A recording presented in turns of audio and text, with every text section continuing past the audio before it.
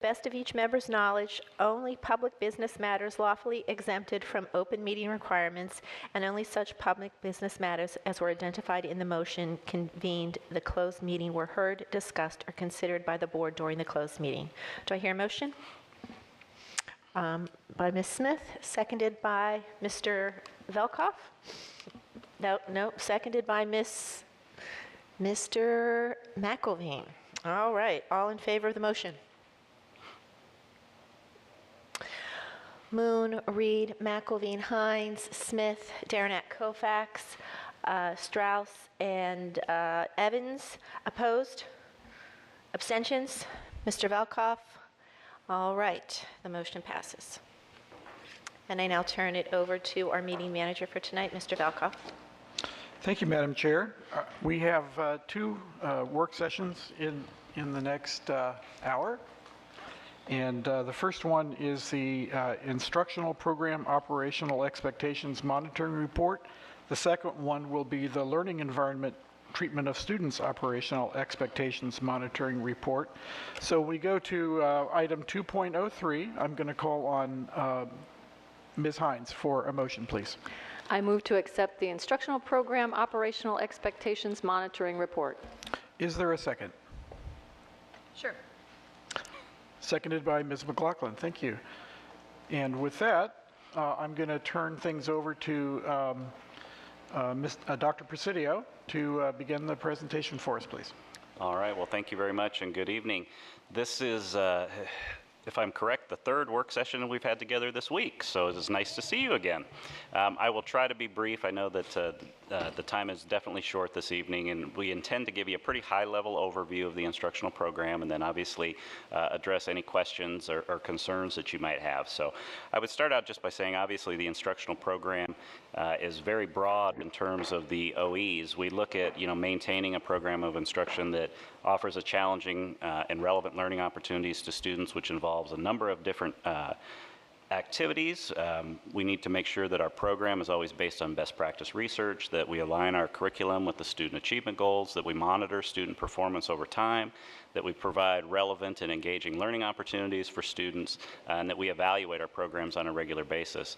And really the OE does stretch across multiple departments, so I'm joined by Mr. Smith, who's going to represent the Performance and Program Evaluation Office, and then Dr. Lip from the Department of Special Services. So I just want to touch on a few of the OE values and measures this evening, and if we have an opportunity to bring up the overview executive summary, that might be helpful to refer to, that executive summary that lists the objectives. So the first objective that we have is measure 1.1 under effectiveness. And this really looks at annually reviewing student achievement data and making sure that we're supporting students to help them on the path to meeting the student achievement goals. And you'll notice that this is the one area that we've marked as red. And the main reason for that, I think, as you know, is we have talked about obviously the changes in state standards, the raising of the level of rigor of the state assessment, the raising of the cut score. And what that is manifesting itself now is a decrease in student achievement across the state, and we in Fairfax County are not unique. But what we are seeing is that we're seeing a number of our schools fall into accreditation warning areas. And in 2012, 2013, we had none of our schools had accreditation issues with the state of Virginia. And in 14, 15, we actually have 17 schools that have one form or another of an accreditation issue with the state of Virginia. So this is obviously an area that we need to improve upon. And a couple things that I would highlight that we're doing this year. One is that we've formed a school support team, and that is created really through a reorganization in the instructional services department. And we've realigned staff so that we have staff members providing schools direct technical assistance on a regular basis in collaboration with the region office to make sure that we're developing school improvement plans that are site-based and that we can provide the support, training, technical assistance that schools need to improve their student achievement outcomes. And earlier, I think it was in the month of April, we had a presentation for the board on Project Momentum.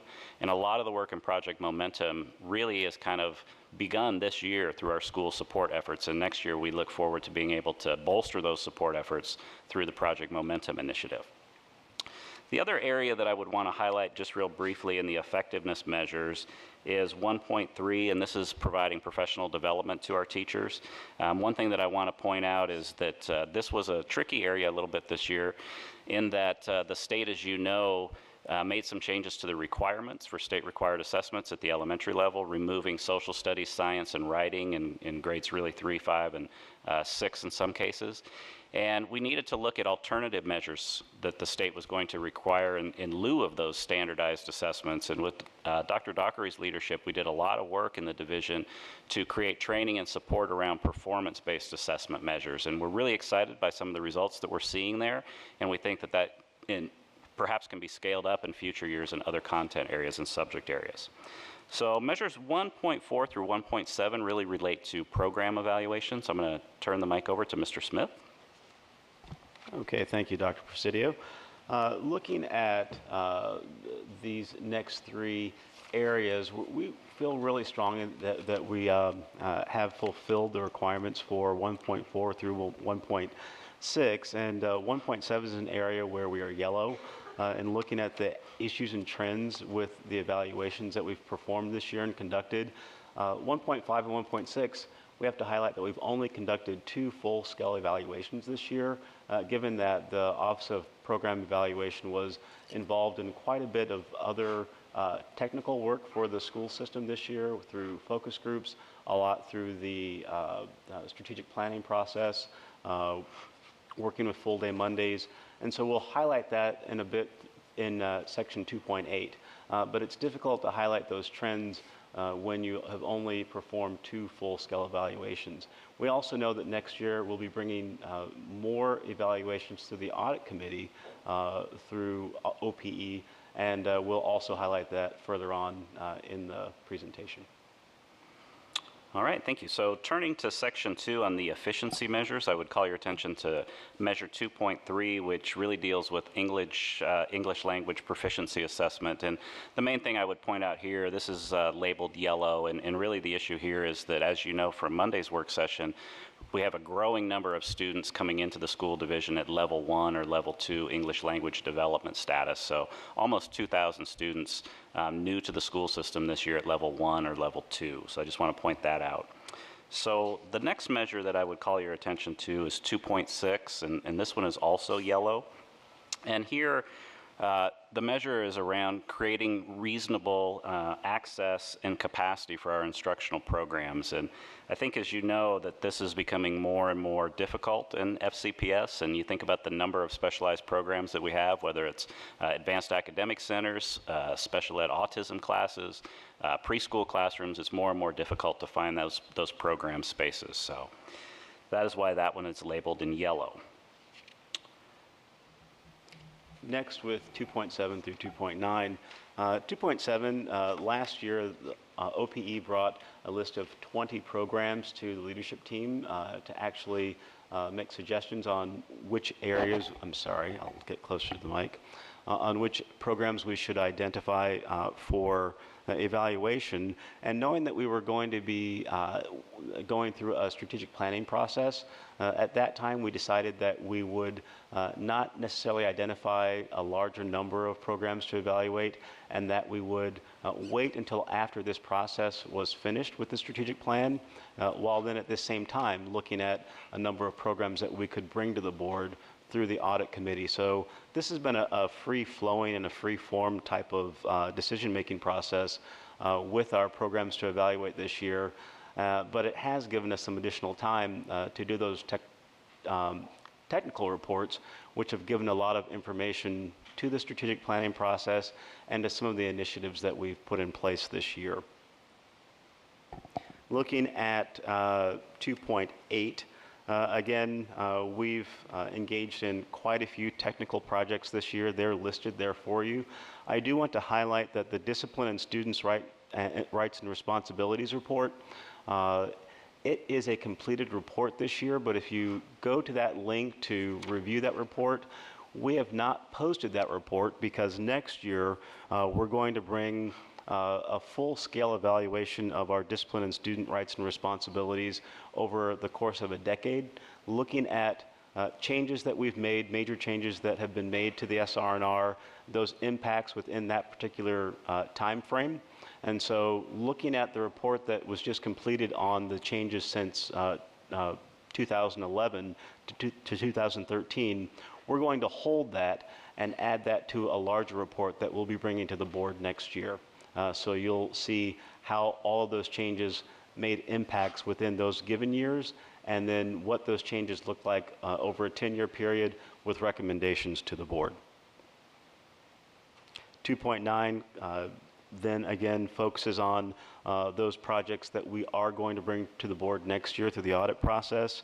We've already brought the math study to you, and we feel that that was a good way to introduce us to this new change. Next year we'll be bringing the discipline report, as well as a study on ESOL instruction, the long-term impact on early childhood in FCPS, and literacy teaching and learning in FCPS. All right, so moving to Section 3, Customer Satisfaction Measures and Outcomes. The first measure I would call your attention to is 3.1, and this deals with making sure that we're soliciting customer stakeholder feedback, both quantitative and qualitative information, particularly for school-based staff. And one of the things that, we've been working in this area, I think we're doing some good work, we definitely need to get better, but one of the things I think that is exciting about something we've done this year is we're in the process of creating a professional development plan. And to craft that plan, one of the things that we did was to survey all of the teachers and administrators in FCPS about the needs that they had for professional learning. And we've been able to collect thousands of responses to that survey and to use that information to help us prioritize our professional development supports that we're going to be providing to teachers next year. Additionally, we created kind of an exit survey for professional development that we do provide to staff. And we asked them if it was relevant, if it was timely, if it was time well spent, and then what they learned that was transferable into their classroom practice. So we've, I think, made some strides forward in this area. The other measure I would call your attention to here is 3.4, which is also in yellow, and this has to do with student access to electronic materials.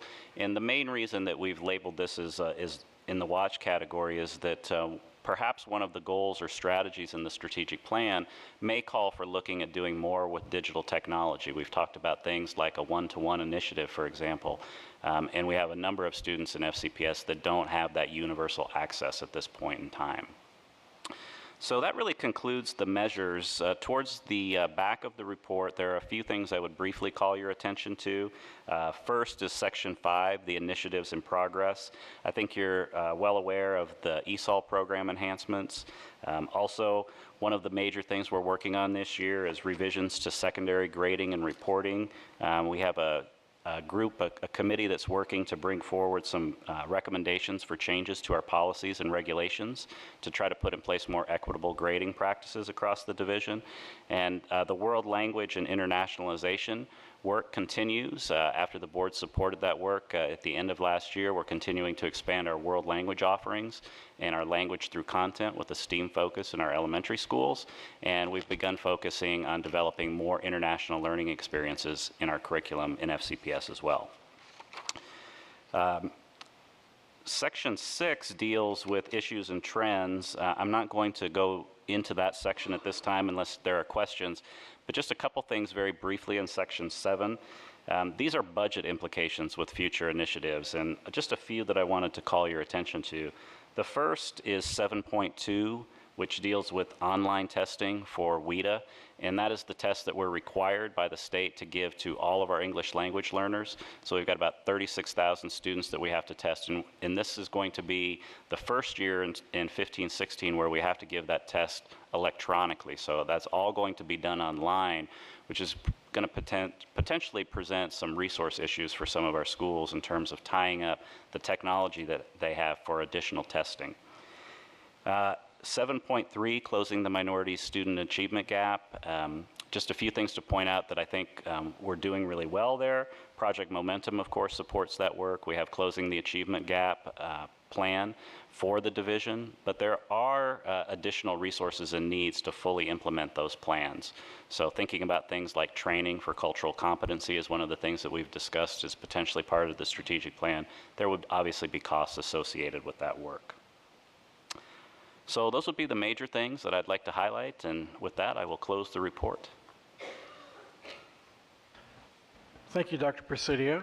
And we'll see if folks at the table have some comments or questions. And I know Ms. Hines made the motion and seconded by Ms. McLaughlin. So I'll see first if Ms. Hines, would you like to ask any questions at this point? Okay, that's fine. Is there anyone else who has a comment or question? Looks like Mrs. Strauss is ready. I just have a comment. I was very pleased to see the program profiles are done. And so far, I like how things are integrated and the hot links work, so it's easy to find all of the stuff. So thank you for getting that work finished. It looks good. All right, next is Ms. Evans, to be followed by Ms. Schultz, and then Ms. McLaughlin. Ms. Evans. Thanks very much for this report. I did have a couple of questions on it. One is just at the very top. You know, we know that there's an issue with the issue of number of schools that aren't meeting accreditation standards, and we had 17, and I believe we got a report earlier this year that there was a projection of it being more than double that this year. Is that still the case, that we think that that's going to be true? When will we actually know that? You remember the reason we're anticipating a significant increase is, quite frankly, the elimination of the tests is a good thing. Right. But it also has detrimental effect potentially in our schools because you narrow the number of tests, and it may affect the average. So we're actually still waiting for some guidance from the State Department as to how they intend to. I don't think we've gotten the answers completely yet. And we have now? Okay, so there's which is something we recommended to them. So it'll still be a little while before we'll know how many schools, but it has to do a lot with the elimination of the test. Would you agree with that, Dr. Presidio? I would, and just so you know, the testing window now is extended an additional week because we have expedited retakes at the elementary level, so we won't get our scores back until sometime in June at the earliest. And that's when we'll have a sense. And some of that, will that affect Project Momentum when we get that, or do we already know where we're heading in that direction? I mean, it could potentially bring some schools on. You know, we may need to identify some schools. So we'll have to kind of assess that. I do think the identification of schools that we have right now, there's trends to support those that we've identified. I will point out that the expedited retakes at the elementary level and at the middle school level is a very, very good thing. Oh, yes. And absolutely. so I think that will only lead to increased and more positive results. Good. And in fact, for some of our schools, we actually looked at how many schools and all of our schools and how many students they had that were within that window, because you remember the only students that qualify for expedited retakes are those that missed 4 or fewer questions. And we actually had quite a number of schools that were concerned about that had quite a number of those students. So if they're actually able to intervene, provide quality intervention, and then have the student retake, there's potential that some of those schools could dramatically show some improvement. Well, it's nice to hear that there's some good news on that level, too. A couple other questions, too. With the 7,800 new students assessed and placed in ESOL, does that include kindergarten students? Are we talking, are these just brand new to Fairfax County, or does that include all of our new ones?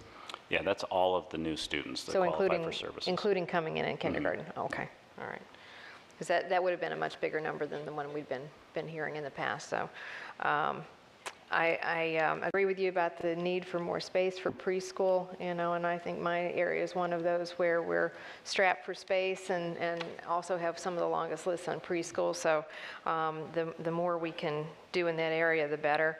On the evaluations, the report says that you had been looking at 3 to 5 areas that you had thought you might be headed for the evaluations.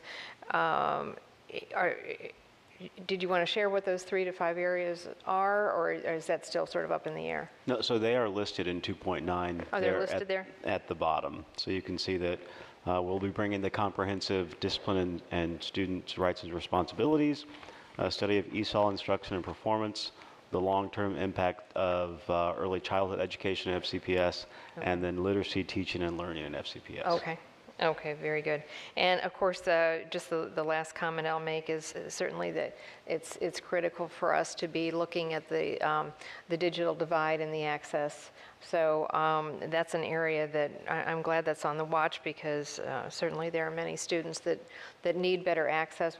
I did send something to Dr. Garza not too long ago where I'd seen something where in one area they're piloting buses with Wi-Fi, and they're parking them in communities. They're parking them near apartment complexes and using that, and I was wondering if that might be something we might want to look into. That's kind of a different way of doing things, but I know we have some other novel approaches as well.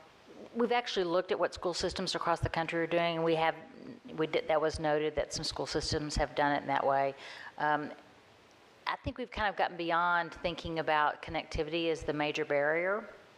I think what we're also learning from some school systems is the device is what's important, and if they can download what they need during the day to their device, then we don't have to worry as much about connectivity. And oftentimes, students, if they really need connectivity, they can get to somewhere where there's a Wi-Fi connection. I do think we'll continue to look at how we provide access with community partners, but I think the number one barrier we're going to have is how do we figure out how to get the right device into students' hands. And I think maybe putting connectivity aside and figuring that out is the way to get started. And I think seeing that the one-to-one initiative is on our list, I imagine it would be pretty costly, but I think that's something that it's important for us to do. Thank you for an excellent report. All right, next is Ms. Schultz, to be followed by Ms. McLaughlin and Ms. Hines. Ms. Schultz. So I'd like to just explore just a little bit something that my colleague, Ms. Evans, brought up on the number of ESOL students. So I'm trying to understand, is that 7,800 new ESOL students? Is it 7,800? I was trying to follow, because I'm trying to figure out, is that, because I think she might be right, that a lot of that has to be, I would think, would have to be kindergarten, but I don't really know. Yeah, I can get you the detailed enrollment numbers by grade level if that's something that the board would like. And when we looked at those numbers in the work session on Monday, we were focused on those new students at grade 9. So you might remember 689 of those students at grade 9, levels 1, level 2. So they are spread out across the system. The reason I'm asking is because I think where 7,800 new ESOL students occur is potentially a dramatic strategic information point for us, because if it's 7,800 and they're mostly kindergarten, that bodes something different than if they're 6th, 7th, 8th, and 9th graders, and now we're in a graduation crunch, or, so it's going to beget different responses, I think. So I do think that distribution would be helpful. So I don't know if that's like a next step, or, and then I have a question about, I wrote down, you had said in the school year 12-13, there were no schools that had an accreditation issue. And then is that the year, so that would have been based on the previous year's SOLs? That's correct. Okay. So then that's the year that the SOLs changed. And then in the successive year, the school year 13-14, we're looking back to, that's the SY 12-13 SOL impact. On this, and you said there were 17 or 18? Currently 17 this Okay, school year. so there were 17 schools that had, that are flagged, if you will, at various stages. Were there any analytics done at those 17 schools? Were there any substantial changes for those schools? Like, did we do a boundary change for those schools? Did they have a growth spurt at the schools? Did they have an FRM change or an ESOL change?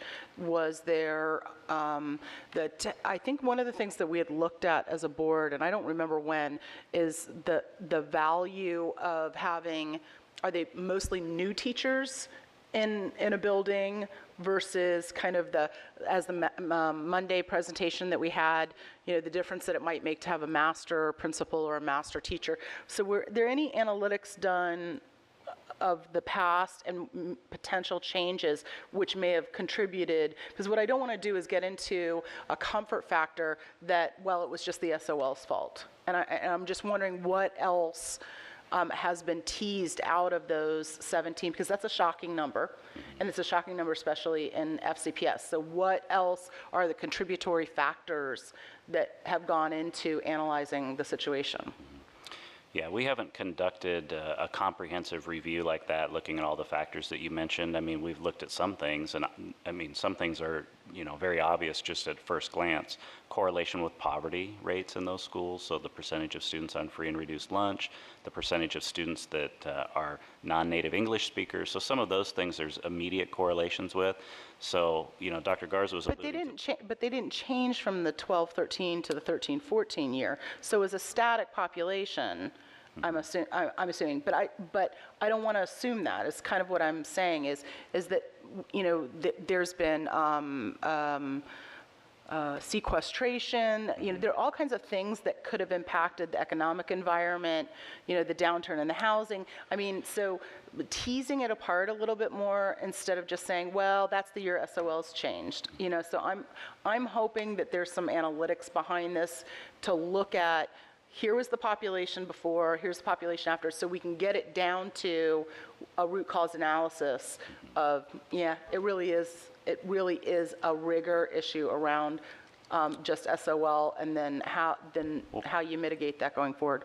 A couple things I would say on your last point, the root cause analysis, when we work with schools in the school support program, that's where we start working with them. So instead of just creating an action plan, we really try to do that kind of holistic view of the school, and we engage the faculty in helping us do that root cause analysis. And from there, we try to determine what are some of the contributing factors beyond perhaps academic achievement that we could work on. So we do that at an individual school level. We haven't done a comprehensive overview as you suggested at the level that you suggested. But what I would say is after we had presented the Student Achievement Goal Report 1 back in the fall, we did a follow-up work session where we had the Office of Student Testing come in. And the issue that I was talking about with the disproportionate number, or impact I should say, on schools with large percentages of students on free and reduced lunch status or non-native English speakers, what we saw when we looked at the analysis is that when that kind of trifecta happened at the state, meaning we changed the standards, we changed the test format, and we changed the cut score, it had a disproportionate impact on some of those students that previously had just been above the passing line. And many of those students are students in poverty. So there were obviously are some correlations there, but we hadn't gotten to the level of analysis that you suggested. Last point I just want to make, and the reason why I think that analysis is important is because there are other schools that have equal or greater FRM or ESOL stats that didn't. And so in order to do a comparative analysis, you've got a set of schools over here, we have 194 schools, 17, teetered, but do they have sister schools that have similar statistics in those areas that didn't suffer like this? And I think until you tease some of that out, I'm not quite sure that we're there, but thank you. Mm-hmm. Okay, next is Ms. McLaughlin, be followed by Ms. Hines. Ms. McLaughlin. First of all, I guess I wanted to touch on the 3.4 and 7.7 because they both kind of tie together in my mind, and it is how we are moving in the delivery of educational materials to our students in an electronic manner. And Ms. Reed and I and many of my colleagues, as Dr. Presidio, came to you probably within the last 2 years when we had the math textbook adoption, and it was all online, which was a decision made before you arrived, but it was not seamless at all because the publishers that we were using, their digital platform was not, quite frankly, effective, and students were having difficulty going from chapter to chapter to the answer key, having multiple chapter tests, and parents were going out and buying textbooks at $200 a pop. And you worked really well at trying to address that.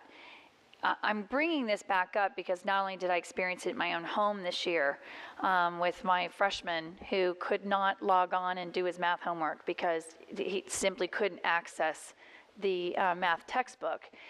But I'm hearing this still from our families. And so I guess I just wanted to raise it for my colleagues and Dr. Garza and Instructional Services to really be mindful of the fact that, yes, it's exciting as we look at the great ways, the exciting ways you can deliver content in a digital setting, but I worry at times that technology or software has just not gotten where it needs to be yet, and so there's nothing that quite beats a great old math textbook with the speed and facility that a student can master the material.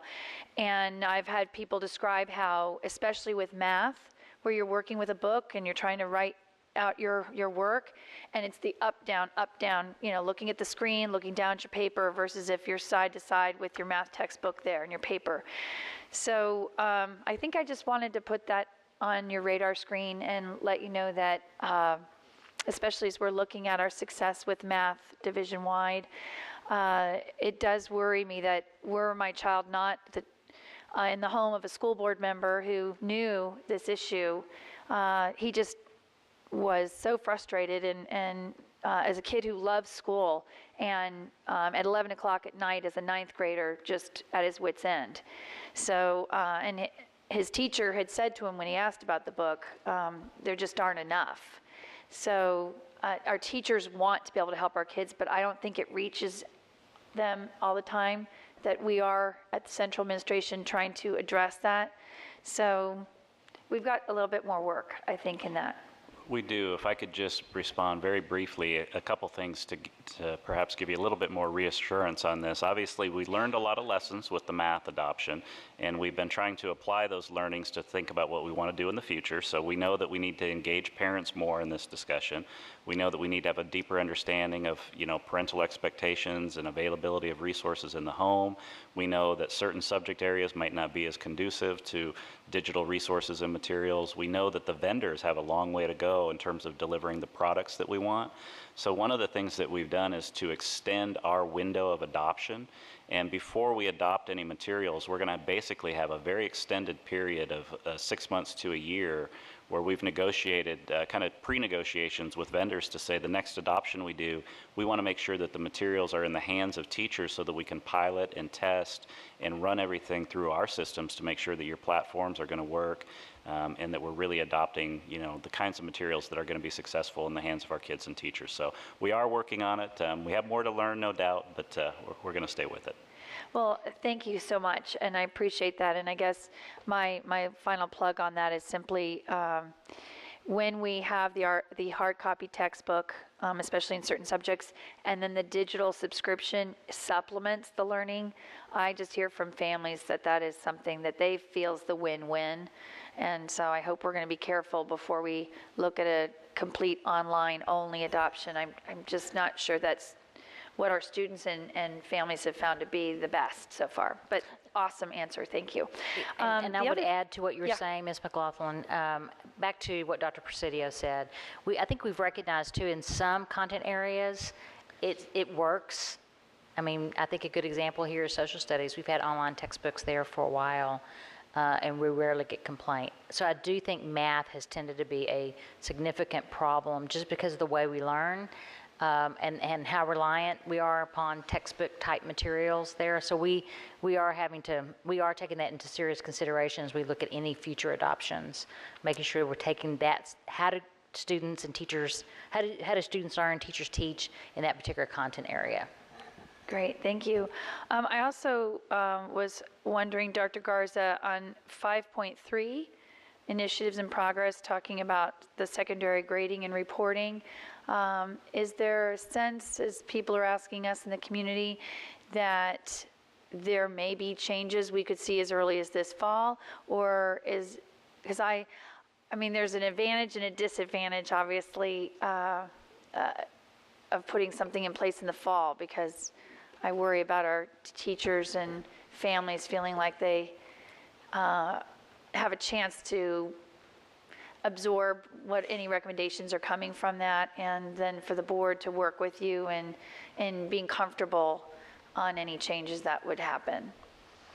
I think what we're working through right now is finding the balance between what we can do that's good for students and good for the system, and that doesn't move us so fast that everyone is struggling. I think we also have to acknowledge that there's been a lot of great work done in this area in certain schools at certain levels that we can build upon. So it's not as if every school is having to start. A lot of our high schools particularly have already developed consistent campus-wide policies. I think where we're going to struggle the most is those schools that have really left it up to individual teachers and/or departments. And so it's not every school, I think, that would have a challenge with any kind of change we would make. And then finally, the other thing that's pressing upon us is next year as we turn on the grading system for our parents to have live and real-time access to grades. In my view, it's in the best interest of our teachers, and it certainly puts us in a better position to defend a grading system when it's now live. You can imagine how difficult it will be for our principals and us as a system to defend that when every teacher potentially has their own grading practice and policy. And some of them I've seen this year, as we've talked about this, are kind of creative.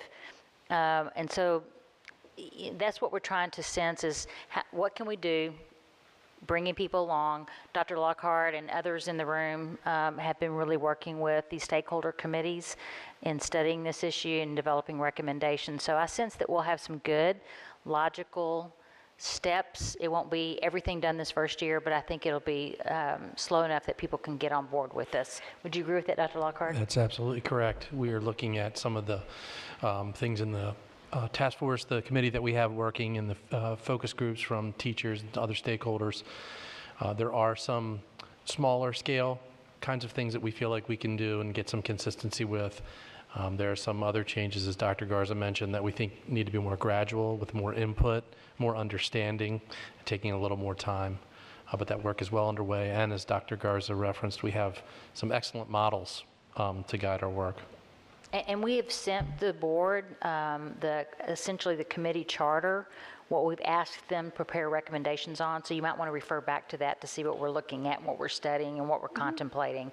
And if I need to send that out to you again, I certainly can do that. Well, and I guess the bigger thing would be in terms of process, when the task force does decide what things it's going to communicate to the principals and teachers for fall 2015, that be communicated with the board as well, so we're prepared to engage our communities on that discussion. Yes, I can add, Ms. McLaughlin, we are bringing that to our leadership team here at the end of May, and we'll be forwarding that information along to you as well. Wonderful, thank you. So the other thing that I wanted to ask is, someone in the community whose child attends Navy Elementary mentioned that there's a special project-based learning program there where children can choose to be in a project-based learning class as opposed to standard instruction class. And I was wondering, as both a board member and for this constituent, how would we really get more information about that type of program? Because I've not been aware of anything like that in Braddock District, and Ms. McLaughlin, I think you missed so few board meetings. but you missed one board meeting this year where we actually had Navy Elementary present. Okay. And I'm sorry you missed it. I can't remember exactly what date it was, but we actually had the principal and a number of teachers here. And like I said, you rarely miss, but that one Yeah, meeting. it's probably my son's award up in New York City. That one meeting you missed, yeah, and they're doing some really good things, and they're taking it slow. They've brought their community along with them. But when we contemplate the portrait of a graduate, that's the kind of the work that, you know, we're hoping to take system-wide. It's really good work. So right now it is in a pilot stage Yes. at Navy. Anywhere else in the county? We have quite a number of schools that are actually using project-based, problem-based learning. No, but I mean like where But it's in the whole class. Like you sign up, like the parents sign up and say, I want my child in that program of learning. They're the only school right now in our system that's doing it whole scale in one grade level for the entire year, where you know, pretty much everything they learn is through concepts around a problem-based model. And I believe they're the only school right now. Is that your understanding, Dr. Presidio? Definitely a model we can learn from, and they've really been supported by IS. Okay, great. I will just again share from a student perspective what I'm hearing is the challenge of students like the project-based learning tasks, but when the students aren't picking their own teammates to work on these projects, the teachers assign them, there's tremendous variability in terms of kids' access to be able to get together outside of school with one another, because the expectation is the project's going to happen outside of the classroom. So I don't know if maybe that's not how it's supposed to be done, but that's been the challenge in the McLaughlin household, is that these projects are all happening outside the home. It requires kids to be able to, you know, plan nights and weekends to get together. They don't necessarily pick their partners, so you're not necessarily living near the kids, and it becomes a stressor on top of the other, you know, homework and tests and things. So I think we need to distinguish between a project. Teachers all throughout the system will periodically assign projects, and that issue you raise is real. What we're talking about at Navy Elementary is really different than that. It's the way they're learning day in and day out throughout the course of the year. So I just want to make sure that we're clear. It's not, you know, we're giving kids work and they have to do it outside. That's kind of different than what you're talking about, but I'm certainly cognizant of that issue. And that's great, and I'll look forward to reading the materials about the Navy project. But I will just say that I am, as a parent who's been in the school system now 14 years, I am seeing a tremendous increase in the number of projects, and that's a good thing in some ways, but I think it's kind of like our teachers with workload. Something comes on the plate, something has to come off the plate, and that's not happening. It's just another pile on, and I think that's another workload issue for our students too. All right, I know my colleagues are getting restless. I'm done.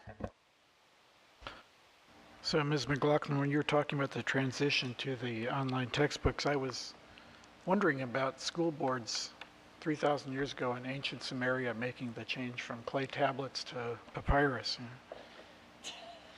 Okay, Ms. Hines. Thank you for that, Mr. Velkoff. I just briefly, in a little bit of response to Mrs. Schultz, I mean, I agree. We can't just every time say, oh, the SOLs are terrible tests, we shouldn't pay any attention to them. We obviously have to. But, you know, I think until the Commonwealth gets serious about assessing the assessments and making sure that the people who are keeping us accountable are accountable, that I sort of feel like we should not spend any more resources figuring out why kids aren't doing well on these tests than we absolutely have to. That's kind of my feeling about it. That said, I wanted to go to, 1.1, the red box, right? Because I think that, whether it's test scores or not, we know that we have achievement gaps. And I think that's a lot of what that reflects probably is the fact that we're not meeting those benchmarks when we disaggregate the data. And I looked through the report and I do see a lot of things that we're doing in here to try to address that. You've got SOL support plans, close the student achievement gap, responsive instruction, student learning plans, STEAM, on-time graduation work that we're doing, cultural proficiency, the teaching and learning practice under Portrait of a Graduate, Project Momentum that we're just bringing online, the pilot for our ESOL students, a lot of good things. So I think we're, we're really working hard on this. But we do know that, more and more needs to be done. And there are a couple things I noticed that it sounds like you could maybe use support from the board for, and one of them is the cultural competency training. So I wonder if I could somehow get that maybe as a budget question of how much that would cost, and You remember in the strategic plan, we actually have that as it would be required for all employees over time. Our IS department has done, I think, a fantastic job in developing a new training series around cultural competence. It's been piloted in a number of schools, and I've heard great feedback from the principals and their faculty and staff who've participated. So I think it's a really good model for us to take to scale over time. And Dr. Presidio may want to comment on that, but it's been worked on now for, I think, 1 or 2 years, at least since I've been here. And I think we're headed in the right direction there. Mm-hmm. Yeah, this is the first formal year that we've kind of implemented this multi-layered, I guess, or level training, if you will. So we have an overview training that we can do for an entire faculty, and then we have a level 1 training that's like a 3-day seminar where people go really deep in the work and think about how to actually then lead the work back in their own school. And we have a lot of supports for teams that are trying to do that work in their own schools. But we have one staff member who is leading that work, and one staff member cannot, of course, train 200 schools. So our question will be, how would we scale that, and how would we want to scale that over time? Right, and I guess, as just one board member, I would like to help champion that when it comes to budget time. Not that there's a lot of money laying around, but if there's, any way that we could, put that in the budget, I at least will support it and work, with the rest of my colleagues to support that. It's easy to do that badly, so it's really important to have a good program for that. I know that we do have a good one. The other thing, 7.6 in the larger report, expanding AAP level 4 access. And we saw this when we read the math program report. It showed that access to higher level math was not necessarily tied to aptitude, but in fact is tied somewhat to zip code in this county, and that's not something that we're obviously happy with and that we want to continue. So when I saw here, I was glad to see here expanding access to AAP level 4, because we have some schools that don't have it on the ground, apparently. And so what I guess I'm wondering, I'm not sure how to ask this again, but if we have or are developing a plan over a few years to make that happen, and what the dollar value of that is and how the board could help. I think one of the key learnings from the math study, and I'm probably not going to use the right terminology, but I'm so glad that Dr. Sockwell is here tonight. But we've identified that there are students that we know have the aptitude, given the assessments that we administer, and we're not using those assessments to make sure we're using an aggregate score versus their aptitude in specifically mathematics. And I think that was one of the adjustments we felt like we could make, is making sure that that's being used as a key indicator for a student that needs to be in the higher level of mathematics. Did I get that right, Dr. Sockwell? Okay, so I think that's a quick change that we can make, and just training our staff, faculty, staff, and principals to make sure that the students that have that certain score are making sure that they're getting that more advanced, versus using the aggregate score that sometimes mask aptitude in mathematics. Thank you. I do think that'll help. But I may be misremembering, but I think there's also an issue with some schools, some elementary schools, just not sort of having it in the building, not having the curriculum in the building. Am I wrong about that? I think it was more of an understanding of how to scaffold the more rigorous objectives into the curriculum. Y'all help me on this. Isn't that what the math study indicated, Dr. Sockwell? It wasn't because they didn't have access to it, is they weren't effectively folding in the more rigorous standards. And there were schools, though, that didn't have the advanced academic curriculum available It doesn't mean that students didn't have access to rigor. It's just that there were no advanced academic programs within those schools, either center-based or local level 4. So if I could, part of this comes into the fidelity of implementation question. So we have programs and we have curriculum and we have materials, but are they being implemented well, coherently and consistently across the division? So part of what this particular measure was really looking at in terms of budget implication was, if we want to have greater, fidelity of implementation, advanced math being one, local level 4 programming being another. So, obviously, when we talk about local level 4 programming, that has some benefits to some of our other issues, like facilities issues across the division. But it takes a lot of support to be able to implement those programs well. And our advanced academic team right now in instructional services has limited capability to spread out and really help the number of schools that potentially we would like to help with advanced math, local level 4 implementation, and other advanced academic program implementation standards. So, And critical mass. Yeah. We recognize we also have to have critical mass. Well, yeah, so I guess when I look at, our strategic plan has a pretty bold statement that achievement gaps will be closed, right? And that's great, but that's obviously going to take some work. And I think, my understanding is that the more we get that advanced level 4 AAP curriculum out there, and definitely in places where it could be but isn't, that'll help a lot of things, and I think it will help the gap, because a lot of it is an equity gap in terms of access, availability. And so as one board member, I would like to help to work on this as a goal of the board, and, see any kind of a rollout that we have and what it would cost. So, okay. All right, thank you. So, and just to close, I would say I think that, there is also some just board work here as well.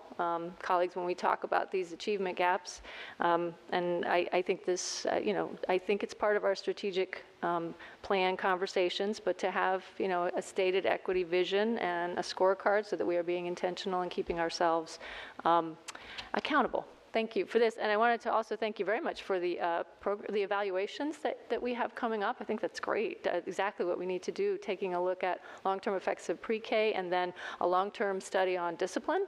I think it's absolutely what we need. Thank you. Okay, next, Mrs. Reed. Thank you, Mr. Valkoff.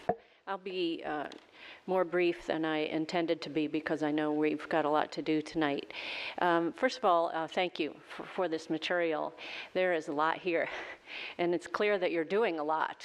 I didn't know that you reorganized, but it sounds like that's a good thing. You've reprioritized. You're trying to do more direct services to the schools. Is that right? So that's correct. Okay, that's very good. I also liked under 2.6 where you talked about reviewing the capacity for programs and services. This is now a very deliberate emphasis on reducing the silos. And so I appreciate that you're trying to work with facilities folks as you look to figure out where it makes sense to place programs. And along that line, I wonder, where is it that we can find out about specific plans? How is that communicated? For example, looking around the county for the location of a new center for a particular service. Is that something that would be in the CIP, or is that something that would be communicated to the board? Is there a way that board members could be made aware when those kinds of decisions are being made to relocate certain programs? Yeah, I think there's several ways to do that, and Mr. Plattenberg is here, and facilities has been very helpful in terms of trying to find locations for new sites. So, we can communicate that different ways. Some of that is communicated in the SIP. Some of it, we communicate, for example, with advanced academic programming. We try to make the board very aware that we're contemplating a new center and where it might be placed, a year ahead of time in terms of when we would have to adopt that. We've got a 2-year adoption cycle before we open a new advanced academic center. Preschool classrooms, those come faster. We're more aggressive with the time frame for those kinds of programs. So there are different ways, I think, that we can try to keep the board up to speed with those. And in most of them, I like the way you laid that out, because in most of them, I think do know, like AAP centers, we have to have your approval to open those. We try to talk about new sites for, although there are few that we are able to add each year, but pre-K. I think what probably the most complex of all of those, and I'm looking at Jane over there, Dr. Lip, that's probably the most complex, is where we have to open or expand additional sites in different places due to IEPs. And that's a complex challenge. I know Dr. Dockery has done that so well for many years, and I know that Dr. Lip is now seeing how complex that is. But I think once we get school started, I think we can certainly inform the board about where our current centers and sites are, but then where we've added. And Mr. Plattenberg's staff has really helped us a lot in terms of capacity and looking at the dashboard and really looking at where there is room, space, what schools, what current programs are in each school. And then he's also helping us a lot with addresses and the technology programs to really see where students are coming from. Because as you know, we've got several, if you look at enhanced autism classes, we don't run those programs in every single school, but we're trying to organize them according to regions now, since we've gone from 8 clusters to 5 regions. But his staff is helping us a lot in terms of determining addresses, transportation, classroom capacity, and those kinds of things, so we can make some systematic decisions about where to put those classes. Very good. I think that makes perfect sense. I would just remind us all that when it comes time to be looking at how we're spending our resources, that these are the kinds of issues that may need to be brought to the board, and we may need to make some policy decisions about some of the programmatic aspects, right? At some point, if we don't have facilities and we don't have money, well, then we're going to have to look at perhaps, changing the way we do some things. And I think you're definitely right, and that works just right around the corner for us. With regard to special education, that is more difficult because all of those are tied to IEPs. So that makes it quite difficult. But I will tell you, we're trying to do a better job of spreading those out. In the past, we've tended to overload some schools, but just because we had a principal that was, receptive, because it is a challenge and it adds, it's an additional load on the school when you have those specialized programs. So we're trying to spread that out and really support the principals in establishing and supporting those programs in our schools. Quickly, again, kudos on the program profiles. I think that's already been mentioned, but that's been something we've been striving to do for a number of years here. And of course, again, as we get into our budget planning in the future, that information is going to be critical. So thank you very much for that.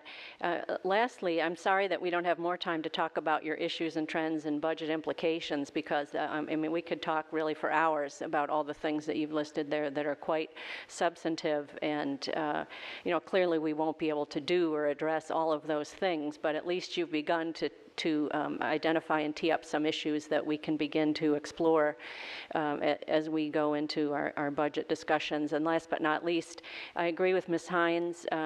Closing the achievement gap is something that I hope in the future jumps right off the page. I mean, it's here and it's in a number of places, and that might be something as we talk about how to refine some of our reports. This is more of just a comment, I think, for my colleagues than for staff, but it would seem to me that that might be something that we try to put more in one place so that we can get a sense for what you're doing and what the outcomes are, without having to go, to here and there to this report, and try to make it as easy for people as possible if in fact that is one of our highest priorities, and I believe it is. So is there any last comments that you all would want to make about that?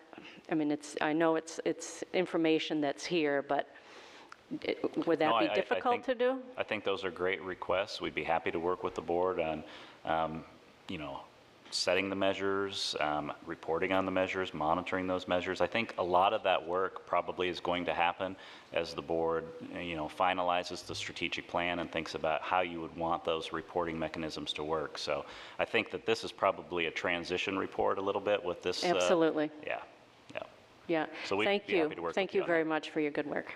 Thank you. All right, it appears that everyone has spoken who wishes to speak. So with that, the motion on the table is to accept the instructional program operational expectations monitoring report. It's been moved and seconded. All in favor? And it looks like it is unanimous.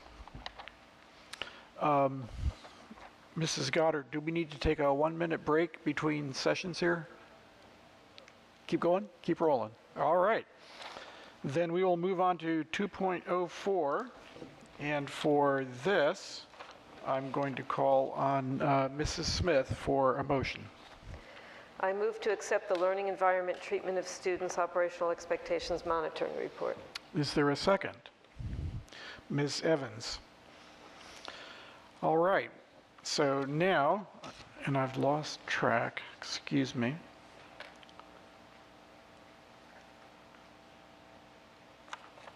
Catch up with the computer. Okay, so it looks like Dr. Lipp, you're going to be leading this one off, so please take it away. Thank you. Good evening. And if we could put up that chart, I'll highlight some of the points on there. The first point in 1.1, we simply marked watch because this year we did not give the collective efficacy survey that had been done by PLA, and they were not with us this year, but we also wanted to consider that we're looking at school climate and some other surveys in our strategic plan through Caring Culture. So we'll look at those measures next year as we do that. We move on to teacher performance evaluation. It's our second year of really taking data on learning environment and teachers and student relationships. And so we were pleased again with at least 97% of teachers being highly effective or effective in that category of learning environment. In terms of 1.3 on the network, this is the training for student information and confidentiality and procedures is taken care of by our Department of Information Technology. 1.4 we did mark as a watch because we have made great gains this year in terms of our secondary emphasis on discipline through the use of our SOSAs, restorative justice, cultural proficiency, and those things. But we do need to put some emphasis on PBIS, and I believe Mr. Stork referred to this in a previous work session, and really looking at our elementary classrooms and doing some focused work on that area. So we marked that as a yellow and for a future area of focus.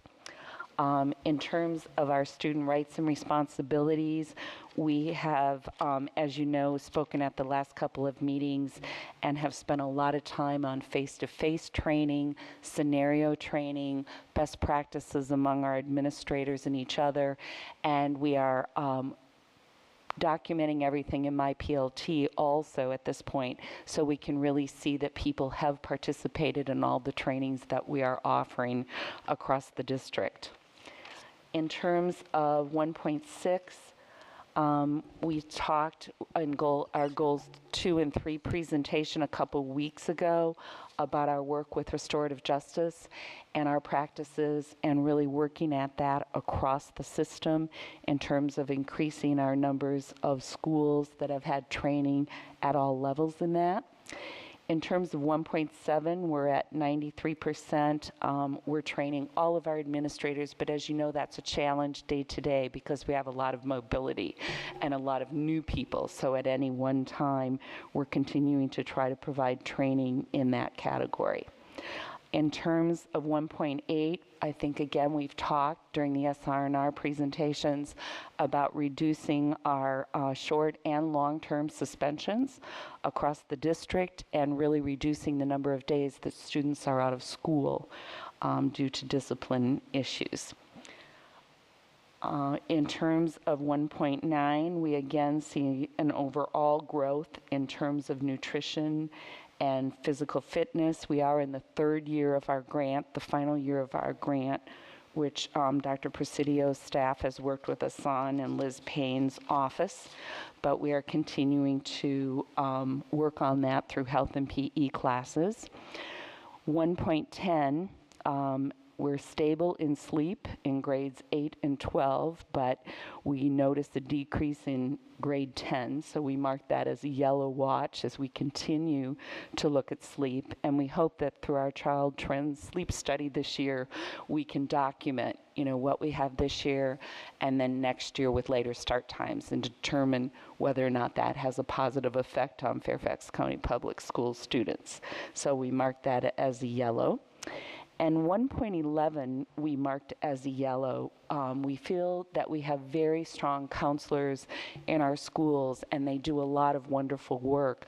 But in working with school staffs, we continue to be asked, is there any way you can give us more staffing in that area? So we felt we had to mark that as a yellow in terms of a need area. But due to budgetary concerns, it's really hard to meet that need of people asking for additional clinical support. So we were trying to just try to give an accurate state of the union on that particular one.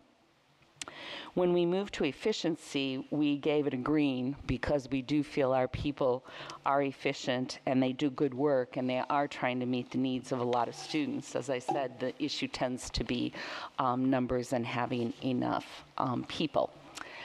We then move on to the second page and 3.1, which has to do with engagement and our outreach to communities, and we're feeling very strong about that. And these numbers don't even entail what we've done in the latest with our special ed conference, which was highly attended in March, and the recent Teen Summit, which was last Saturday. So we feel that we continue to offer events that provide outreach to people. In terms of 3.2, we did not give that survey this year for the special education survey. We are doing a state survey, which will come out in May, and we families have until September to complete that. And again, we're also looking at our measures as we do our strategic plan for community trust and confidentiality, and really looking at what measures can truly measure those items.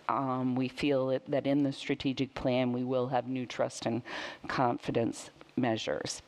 And then in 3.3, again, we listed that as green from the standpoint of our student survey, talks about students feeling safe at school and their chances of talking with teachers, their relationship building, et cetera. The one area in that category we still have work to do in is students wanting positive feedback and multiple forms of feedback from adults that they work with. So that's an area that we're continuing to work on. And then you'll see the projects listed below. Many of these we covered in goals 2 and 3 a couple weeks ago. We've talked about our positive behavioral support, our work with restorative justice, our resiliency projects in terms of mental health and wellness. What are the factors that help students be successful in life and school? Really heavy emphasis on that. The student learning plan of students establishing goals, personal and academic goals, and implementing and evaluating those. We talked a lot about our executive functioning projects and really working with students on managing and organizing their learning. We've highlighted the cultural competency project, which Dr. Presidio had talked about previously, and we work with IS quite closely on that project. So those are some of the other things that we are continuing to work on as we proceed, finish out this year, and go into next year. All right, thank you very much. I have, I think, Ms. Evans, did you want to speak first as the seconder? Sure, I'd be to be happy followed to. by Ms. Schultz and then Mr. Storr. Ms. Evans. Well, first of all, thank you for this excellent report. I always consider this one of our most critical reports because it has to do with what we do in every school for every child in terms of health and well-being for our children. And this is important for as a critical underpinning for success in our school system. So I always enjoy reading this report. For one thing, to see in one place all that we're doing in this area. I've got to think that we are way ahead of the game as a school system in terms of what we're doing with restorative justice, with positive behavior, with resiliency, on physical health, mental health. So I want to, first of all, congratulate you on everything that we are doing in this school system in terms of learning environment, which I do consider a very critical area. Couple of questions, couple of comments that I'll make. On the suspension rate, you can see right here the very real impact on our discipline reform. When we look at the suspension rate, and I just think that we need to keep going on that. It's been a very important area for our school system and for our students. So I think that that's an area where we can certainly congratulate our staff for implementing the discipline reform and making sure that our kids are in school, that they're not, as they used to be, so out of school so much. Let me say to Ms. Evans that I think our schools feel really good about that too. The school staffs feel good about the progress and the direction that's going and the things that have been implemented for that. That's right. And I think that that also goes to the relationship issue, which we know is so critical. You know, forming the relationships, that it's not about punishment, it's about having our students in the school and the restorative justice piece and positive behavior and going in that direction. So that's great that we have gone in that direction and continue to do so. The sleep piece, obviously, it's yellow, and I would certainly advocate that we continue to keep that whatever our measurements are. I think that's a critical measure because our kids need sleep if they're going to learn. I do have a lot of heartache over these numbers on the social workers, psychologists, and school counseling professionals. Again, to see that all in one place, and I know, you know, our budget is where our budget is, but I sure would love to get those ratios up somehow, because those are areas where our kids, I have to think, are going to need those more and more. I don't have the answer to it, but I would love to get closer to what the national recommendations are in those areas. And I think lastly, at least for now, is the working conditions survey. Remind me, we do that every other year, correct? So we don't have a new one for this year, but we will have one for next year. We will have either the working conditions, or we are contemplating looking at a more comprehensive evaluation survey. Working conditions does not have a survey for support staff, and so it's a missing component, and our support staff want to be a part of that. And when I say support, I'm talking about everyone beyond the classroom teacher. So currently, the working conditions is limited in that fashion. So either we'll move forward, we'll bring a recommendation to you very soon. We're looking at that right now. It'll be continuation, or looking at potentially something that's a little bit more comprehensive. But it will be, because the working conditions survey now is pretty darn comprehensive with the people with whom, you know, where we ask the questions, whether it's teachers. I understand what you're saying. When I say more comprehensive, I'm speaking of includes more employees. Includes more employees. That's what I mean. But we won't lose any questions. It depends. I think you'll have a choice. Okay. I think you'll have a choice either to stay with what we have or consider other instruments that include other employee groups. I see. Okay. Well, that's all I have for now. And again, congratulations on a great report. Thank you. But next year is the regular cycle. Next year. Okay, next will be Ms. Schultz, then Mr. Stork, Ms. Hines, and Mr. Moon. Ms. Schultz. So I'm glad that feeds beautifully into the question about the climate survey. And Dr. Gross, I think I recall after we finished at NSBA, identifying that I had been to a presentation, and I have to go back and look at my notes, but about a school district that actually does it twice a year instead of once every 2 years.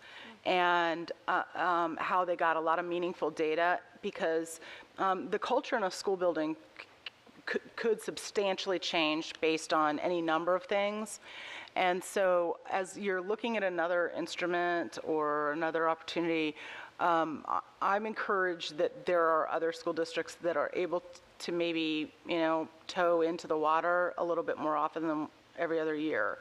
So I don't know what the best practices are that are out there, and I'm not saying that this one school division did, but it's in a former state that you're very familiar with, and it was a very big school system. But it wasn't working conditions, it was a different survey, wasn't it? I'm not sure. I have to go back and look. But in terms of getting the pulse of what's going on, I do feel like as a board, having a more frequent, regular pulse at a campus level and at a division level may be more helpful to be strategic. I'm just saying. Well, you don't feel compelled to. It's just to think on it, Okay, we are working, we do have organizational health that we're using in a select group of 15 schools, and it does have a pre and post, and I do like that within the same year. And so, I do get the value.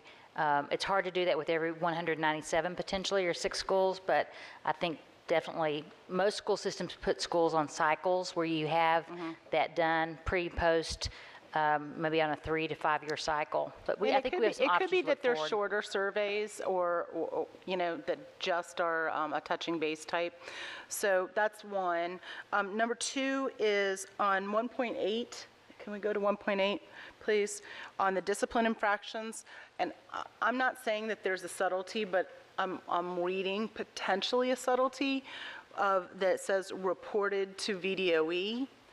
Now, does that mean that the number of discipline infractions that those 2 statistics in those 2 right-hand columns, is that an actual reduction or just a reduction in the number that qualify to be reported to VDOE?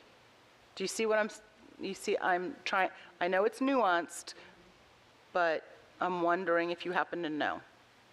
I believe, I can double check for you, but I believe it's in those offenses which are required to be reported. So I think what would be great is to actually have. Let me ask a different question, and maybe we don't have the answer in the room. Are all suspensions required to be reported in the system to VDOE? No, only certain offenses. So I think a more fair, comprehensive answer would be, and I don't know if it requires an OE change, but I think a more holistic answer is all of them, as opposed to just those that get reported to VDOE. Number 1.9, it's a silly question, but the nutrition and fitness plans, what happens to those after they're turned in? Are those destroyed? Is there any guidance around that? Because they're very personal and contain very personal data, and I'm just wondering, like when the kids do logs about their sleep and what they eat and what they drink and how often they drink water, and I don't know, it's just a lot of personal information about kids that. I think PE teachers treat that data like other teachers do, which is they do destroy those materials that year, and their final grades and marks are fired on their disk, and those are kept, but not those particular records for storage purposes. Are the kids penalized if they choose not to participate in them? No, they can do an alternative activity. Okay. And then the ratios, I'm in the same place as my colleague, Ms. Evans, on the ratio of the social workers and psychologists. I got to tell you, in my head, I hear me reading my amendment, my budget amendment last year, where I tried to put more money into social workers and school psychologists, and that we've arrived here and see this in yellow. I'm very, very pained by that, especially because I spent a lot of time, formerly being in one of my schools, going to the counseling sessions as a board guidance, both in the fall and the spring for a lot of my schools, and I see it on the ground. The last one is 3.2, please.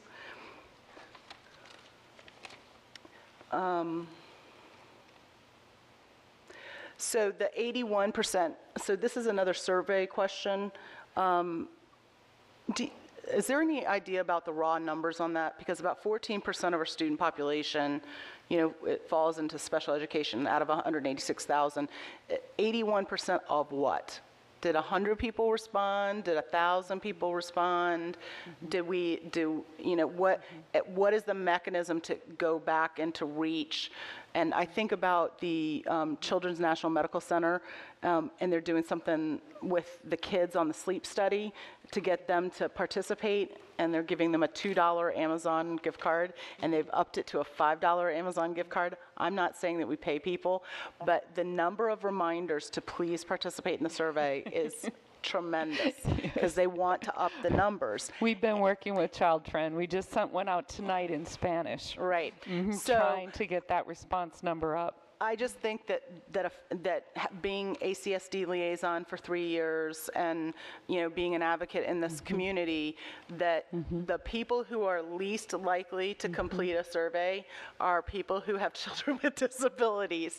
So I'm just wondering, like, how much we try to get that data, because that's very, very important, and I don't know what the raw numbers are. And so helping us understand how much of our special education student parent population participates in a survey like this, I think would be very helpful and more insightful. I can tell you for the one, the communications office is working with us for the one that's coming out, for the state one for May, and you have through September, and there'll be several reminders. Keep in touch wise, but we'll also have it at the Family Resource Center, the Parent Resource Center, and looking for additional ways to do outreach, because I know exactly what you're saying. Okay, thank you. People do not always want to take that the first time around. Well, they're probably dealing with their children's special education needs, and correct. That's the last thing on their list to do. Okay, continuing with the lineup here, we have Mr. Stork to be followed by Mr. Moon, then Mrs. Strauss, and then Ms. McLaughlin. Mr. Stork. Thank you, Mr. Vice Chair. The results of 1.8 are just almost overwhelmingly positive. You can't look at that and be part of the process that got us there without thinking, who would have imagined that we could get to this point, and frankly so quickly, and seemingly, and I guess I'll look forward to the study the school surveys next year to see if in fact people are still feeling, the teachers and the other administrators etc. are still feeling good, but the results of the reduction in discipline issues is just pretty much phenomenal. I don't think there's any other way to look at it.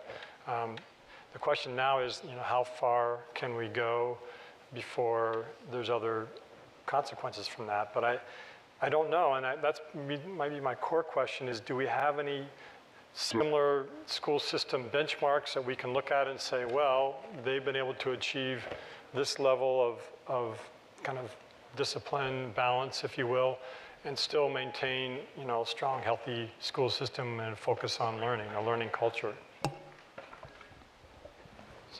I don't know of another school system that's approached it in this way, because I consider, and our team's done a great job in really making that more proactive and positive and preventative in the future, versus just looking at tweaking what the standards are for discipline, which is most systems just look at, More consequences incremental. are changed, this consequence changed, and we did a lot of that, but I think because of the great team we had and the support of the board to add those positions, we did something that went far beyond that, and I think it will be a model nationally, particularly as this issue gets more and more attention at the national level. Our numbers and the reductions are, I think are noteworthy, and I think that they will be noted. And that's after 1 year. But it's quite the buzz. You go to schools, our high schools, they're talking about it. Our SOSAs, we were pretty particular about who our high school principals picked during that process, making sure that we got the right person. But they also had a big part, and we got really great people in those positions, and they're having great degree of impact.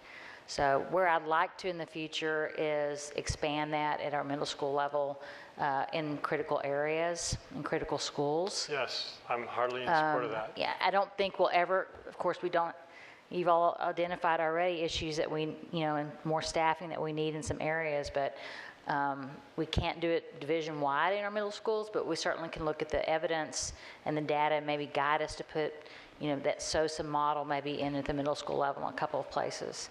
But yeah, I'm very, very proud of what great work's been done in this area from our staff. It's truly extraordinary.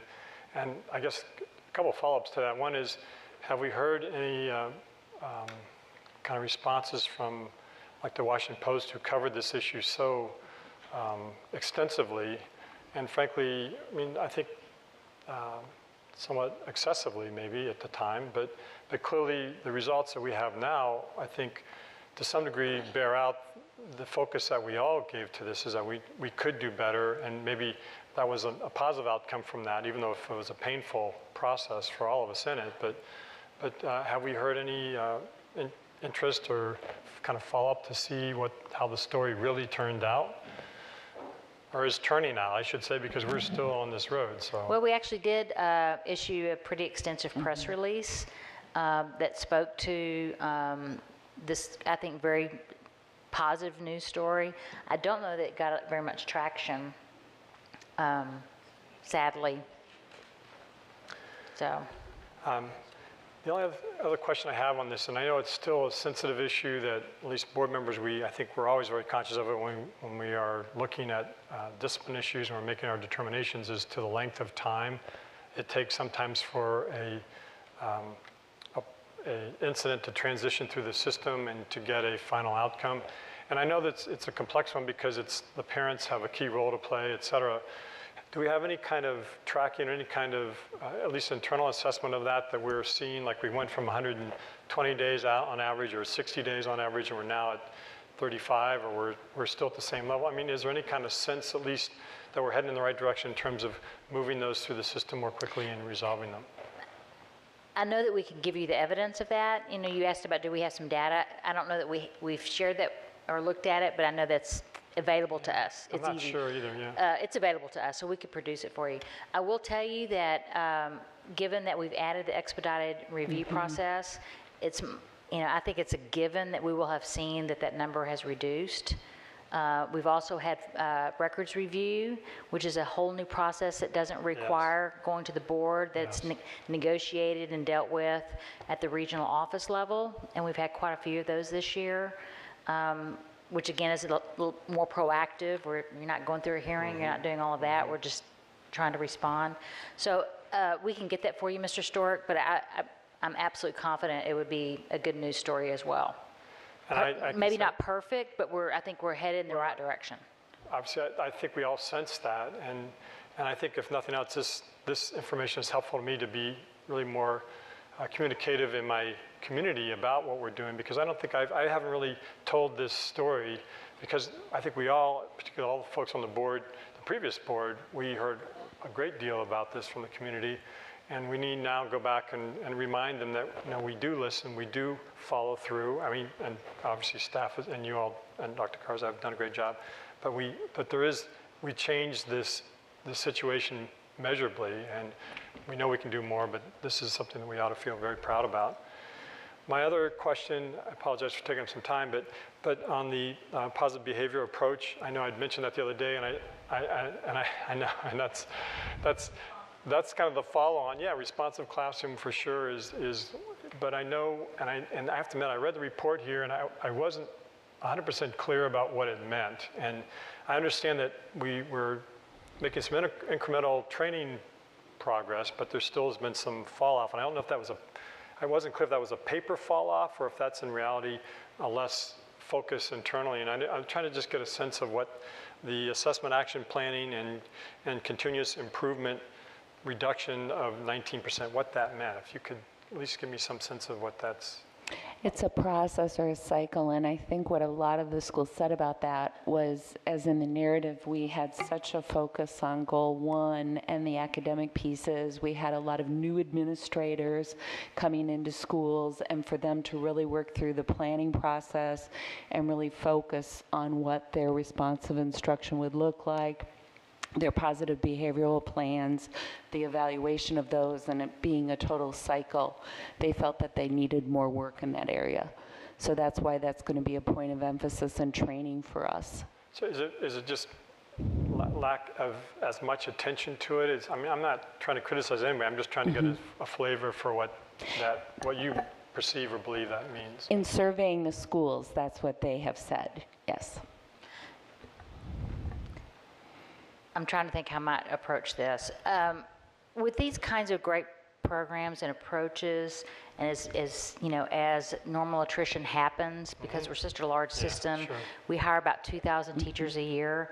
We have to have concerted dollars focused in professional development. And sadly, that essential money has been, we're almost 90% personnel and benefits, our budget.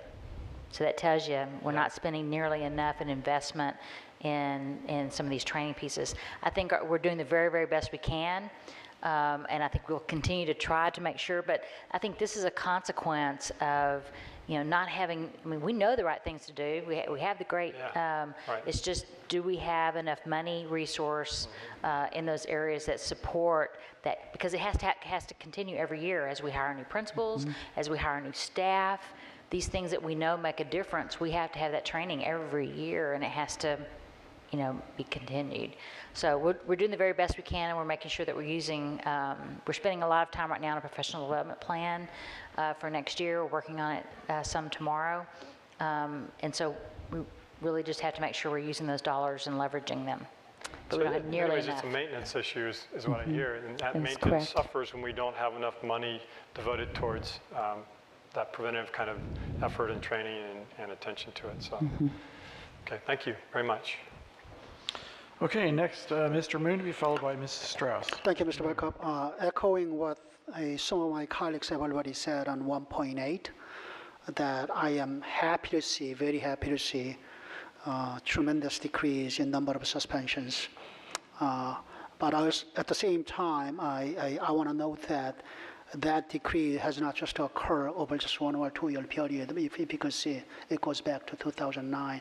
Consistently, it's been going down, 10%, 12%, 15%. And I hope that, this time next year when we see this year's data, it will go even further down. That is what I'm hoping for. Having said that, I do still have a question to ask. I think Mr. Stork sort of asked a similar question, maybe the same question he was seeking answer to, is that whether we are actually seeing this much of improved behaviors or just consequences we are giving out to the same behaviors have been different. That is, because in as much as I would like to see decrease in the suspension, I want to see that. Don't take me wrong on that one. But at the same time, I do really want to see improved behavior still. One of the things that I think helped with Dr. Garza getting us the SOSAs last year was to really be able to have those people gather data, individual school data, and sit with teams and really analyze the data. So that when you ask the question about recidivism, where do we have recidivism in a school? Is it insubordination? Is it profanity? Is it cutting class? Where is the recidivism, and then where are the strategies to support the positive behavior? And I think one of the things that the SOSAs have helped us do is gather the data and then sit and have those focused discipline data discussions about where do we see the behavior and what are the strategies and interventions to promote positive behavior. And I think as we continue to gather data through this year, we saw the first semester data, now we're working on the second semester data, we'll be able to answer those questions a little bit better. But in terms of school staff's reporting, they have found that really helpful to be able to zero in on specific behaviors, and I think overall they feel that those are positive. So we'll see if the data supports that as we look to the end of the year. Mr. Moon's question is a very good question. And first of all, this doesn't even include this year's data. So I'm anxious to see this year's data in this report. But number one, I think the decrease, we're still holding students accountable. But keep in mind now that we have students in school, and we also have an in-school suspension. Okay? So that's another layer. In the past, we just, automatically go to sending them home. So to your point, we're still holding students accountable. In some cases now, we're able to keep them in school, but holding them accountable, right? And we've seen some wonderful examples of teachers going in on their conference period and working with students, and it's really, they're doing some good things. We are still seeing the more serious behaviors and offenses. Those are still being dealt with, but I think we have evidence in a previous report that you've seen. We have seen a decrease in classroom disruption. I'm trying to think of the report that you all have been provided, but we've seen a decrease in those things that chronic classroom disruption, some of those that oftentimes would even get to the hearings office, and those have been reduced. So I still think we're holding students accountable. We're not allowing those serious offenses just to go by to see the numbers go down. But I think we're focusing our time and attention on those things that are really, really the more egregious behaviors, and then trying to work with students to make sure that we don't reduce recidivism in the future. But we can certainly look at that, Mr. Moon, and break it down towards types of offenses, which I think is what you're getting at. I will tell you, too, that schools report, we are challenged by, you'll see, we continue to get new students every day, and a lot of people moving to our schools because they feel we have both the academic and the social emotional programs and services to support students. So you'll see students move in, who have relatives in the system, et cetera, trying to come into a system with a fresh start. And with older students, that can be a real challenge. As you know, we have a lot of students with disabilities who have some major behavioral issues and concerns, but we also try to use our crisis research teachers, our behavioral support teachers to meet those needs. But you're right, we do have a challenging population, but trying to put the systems in place to support that has been our major work. And we find that teachers really have been responding to sort of like we have the tiers of instruction and how we address that. We've got the tiers of behavior and intervention and dealing with the social emotional. So I think people have related to that and have responded to that training. Thank you, Dr. Lip. As you gather more data and do the analysis and finally report back to the school board with the analysis so that I could go out, really be able to go out to the public and claim that our students' behavior have truly improved over the years. Thank you. You're welcome. So I just want to remind everyone that after this work session, we're going to have a brief governance work session about whether we're going to make any changes to the OEs, and then of course the main event that was scheduled before these were moved to tonight is of course our budget work session. So in the interest of all of those things, I'd like to set a goal that we can wrap this up by 7:35, give governance another 5 minutes, and that the budget hearing starts no later than 7:45. Okay, so we have 3 more people making comments: Mrs. Strauss, Ms. McLaughlin, and Mrs. Reed. Mrs. Strauss. Thank you. I just have one question on 5.14, the discussion of bullying and harassment. And I know we have a tool now and a way of reporting. Could you explain a little bit more about how that works? Because I have had questions from parents, and I've assured them yes. Tell me a little more. Yes, Clarence Jones's shop in our central office has been monitoring that under Dr. Panarelli's direction. And what we're offering is there's an online form that we've requested that all administrators fill out and submit to us so that we have a common database so that we can kind of look at schools and situations and do we have any patterns, so to speak. So it's more or less, what was the incident, how was it investigated, what were the strategies, consequences, interventions that took place to support having that be a positive outcome, and then that's submitted to us centrally, so that, as I said, we can kind of review across the system. Do we see any particular school that has an unusually high rate? We can review what people are doing to address bullying and harassment. So it's kept with us confidentially. It, of course, isn't shared. It's a discipline. It has a confidentiality factor. But it is a way for us to report bullying and harassment, and as well as analyze how we're addressing it. And I assume the school also keeps a record so that they understand how well they are doing or they need help. That is correct. And I will say that a lot of administrators have called in and have sought a lot of guidance. We also have Jen Spears, our resiliency specialist, who works with school administrators to really talk through, have we described what happened? Are we using the right strategies to address it? And have we documented appropriately? Great, thank you. You're welcome. Okay, Ms. McLaughlin. Just echoing everybody's enthusiasm on the 1.8 and the decrease in discipline infractions, I just want to put these numbers into context for people who might be watching this. Short-term suspensions in 2010 at almost 7,300 students. And then for the year 2014, it drops down to 4,000 students. So when you think about, you've got almost a 50% decline in the number of students. That's a significant improvement in the lives of several thousand students. And then when you look at long-term suspensions, where they had been at approximately 200 students a year, and now you're down to 94 within that 2014 school year. Again, substantial effect for students to not have them in those short-term, long-term suspensions. And so, Dr. Garza, it just bears repeating. Your tremendous leadership, creating the SOSA program, looking at best practices around the country, recognizing that anything we can do to keep children in school is going to help them to be academically and socially, emotionally successful. So, very excited, Dr. Lip, to see those numbers coming through. 1.10, 2 notches down.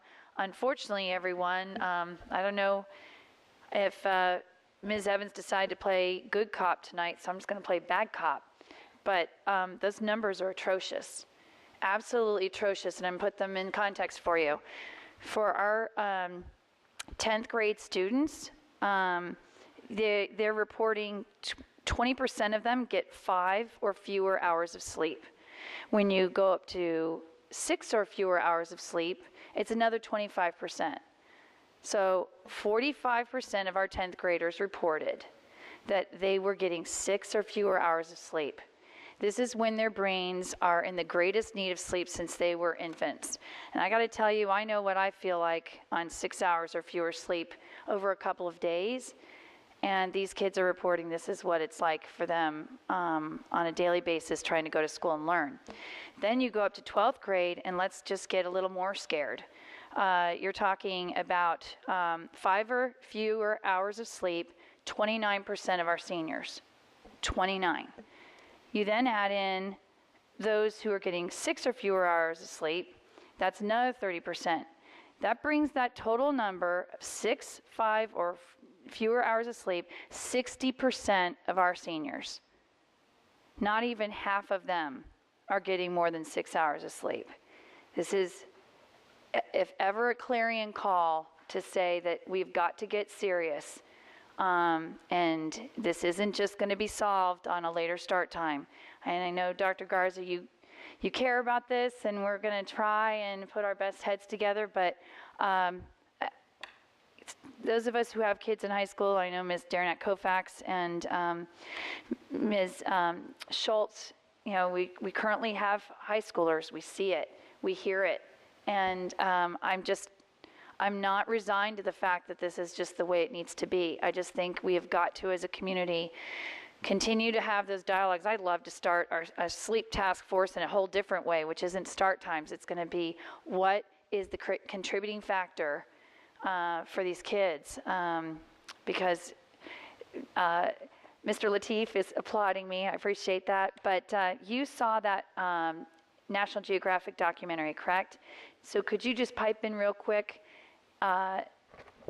How many hours of sleep did you average this past year and even during your years from freshman year to? Oh boy, well, that's a loaded question. Well, this week, just with APs and everything, has been, pretty dismal, probably 4 to 5. I think 6 is like, oh wow, it's a good night.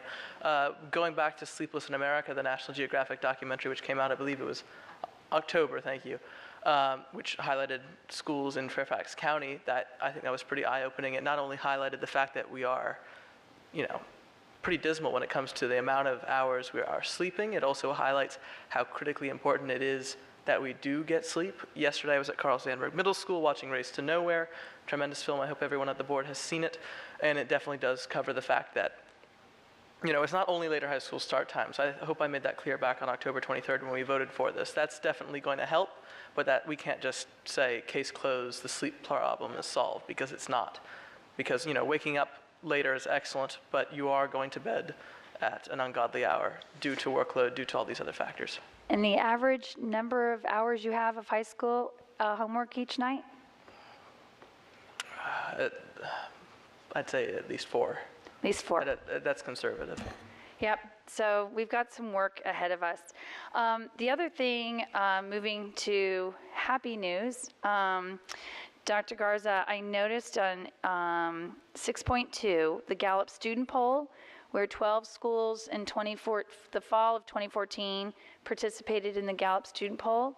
And for my colleagues who maybe didn't get a chance to do the Strength Finders consultation, which I did do, and so I got to speak with one of the leaders in Gallup, and we were talking about the Gallup student poll, and it just was very exciting to hear what that student poll does. So I was wondering if we could get a little more details than what's in the report in terms of, it indicates hoping to expand, but is it something that's done every other year, since this mentions fall 2014?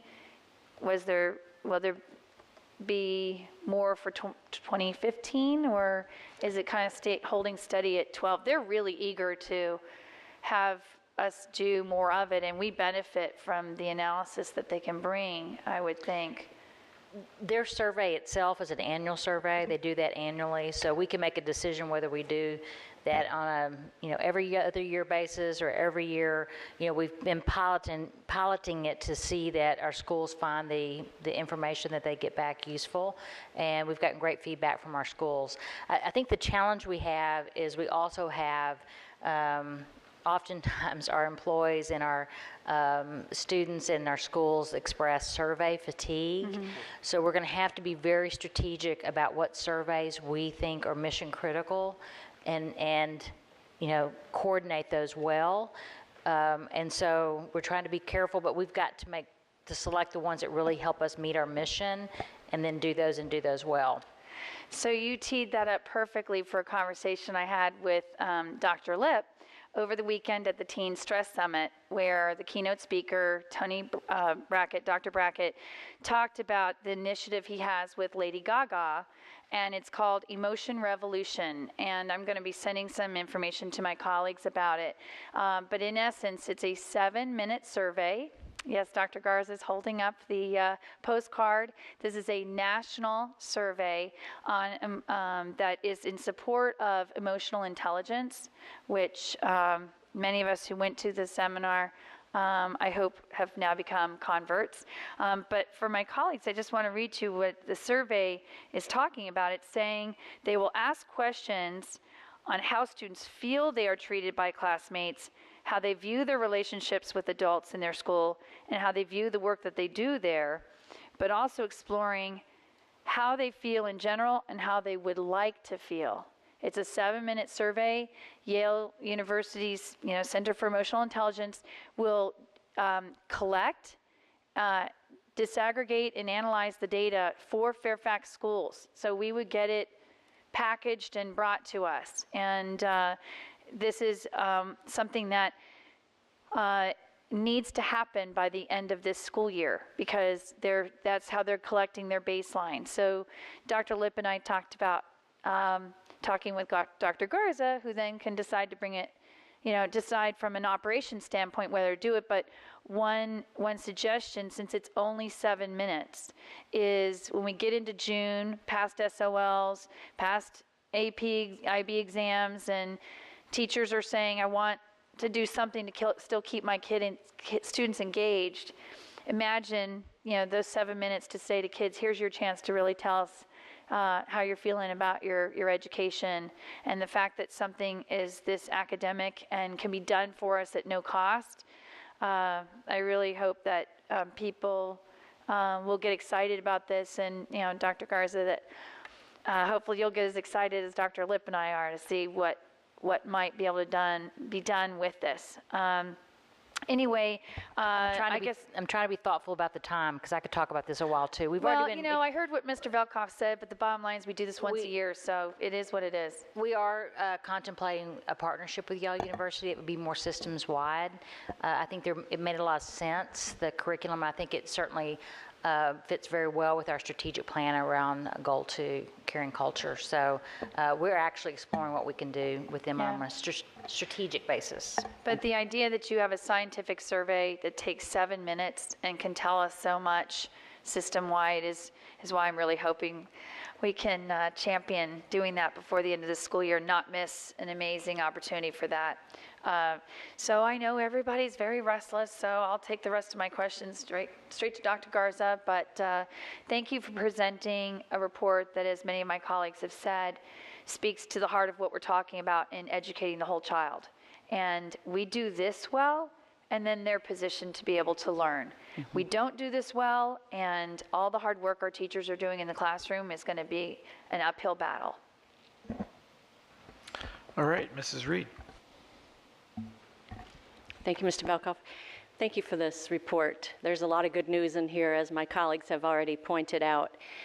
I wanted to follow up on the concerns that have been raised about the psychologists, social workers, and school counselors. And I was reflecting on a public hearing when someone came in and said, the teacher planning time now is also taking folks like that away from doing their specialized duties. And so it kind of begs the question, given our resource constraints, have we thought about trying to provide those services in a different way, or partnering with other organizations? I wondered if you could just kind of either talk briefly or send us some information after the fact, because I'm very concerned about that, as are a number of other people. I actually was going to address that at my budget talking points, but I can certainly do it right now. I would never, I certainly am cognizant of the fact that our counselors do have a big job, particularly if you look at our elementary schools. Our elementary schools don't have testing coordinators. And we don't even use testing coordinators, but we have testing administrators, testing people at the high schools. So they have lots of duties. When we moved to full day Monday, we did not change. There's a regulation in place that indicates that support positions, including counselors and librarians, et cetera, can be used up to 10 hours per week for instructional purposes. That never changed. So there's a limit on that to 10 hours, and that didn't change with full day Mondays. And so where we've seen or heard of certain circumstances, we can certainly address those, and we're following up with those two particular counselors that spoke. But I'll be the first to admit they do have a lot of demands on their time. And but in terms of did planning time specifically in the full day Mondays exacerbate it? It's pretty limited. And we didn't change any policies around that. And I will also say that we have followed up. We just received a grant from the state to go into 5 high schools and really work on social emotional support for students. And it's a 5-year plan that really reviews procedures as well as offers professional development training. And then we turn around and train the rest of the regions. So we're continuing to seek other money as we can to try to provide support to students and to staff. Thank you, Dr. Lipp. That's encouraging. I just want to reiterate something you said as you were making your presentation, and that is some of this information is redundant with the information you have reported in goals 2 and 3. So that's just for my colleagues, I think, as we go forward to try to reduce redundancy and the amount of time it takes you to prepare these materials. And last but not least, on the issue of discipline, the numbers, of course, speak for themselves, and they're outstanding. But I wondered if you could provide now or later any information on the disproportionality issue. As I recall, that had been an area of concern for a number of years, and of course this doesn't get to that level of detail here, but is that available somewhere else, or can you just tell us, relatively speaking? John Foster is setting up a meeting with you all. I think we talked about that in the work session with the reports from the hearing office and the reports that we have, so you can review that data. And y'all were finalizing that at one time. Correct. I guess you've now completed it? Correct. Okay. We'll get that to board members. Very good. Thank you. All right, I think everyone's had a chance to speak. So with that, motion on the table is to accept the learning environment treatment of students, operational expectations monitoring report. All in favor? And I see the vote is unanimous with Mr. Stork away from the table. And before we go to the next agenda item, I just want to check. I did not note any next steps. Did anybody feel that they had raised something that needs to be tracked here? Well, we've got a couple for us. Like I believe Ms. Schultz asked for the number associated with the particular survey result. That's one that I picked up on. But we've got that, and we will follow up. And then disproportionality report. Did I miss something, Ms. Schultz? There was. I was just wondering if it's not a hard number to get that nuanced difference between those discipline numbers that are quote unquote reported to VDOE versus just the discipline numbers. Because I think that's a subset, I think, of a larger number, and that helps us understand things in context.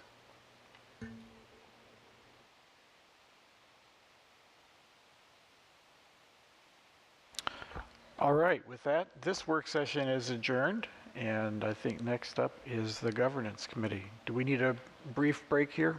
Okay, we're going to have a brief break. So maybe 7:45 for governance.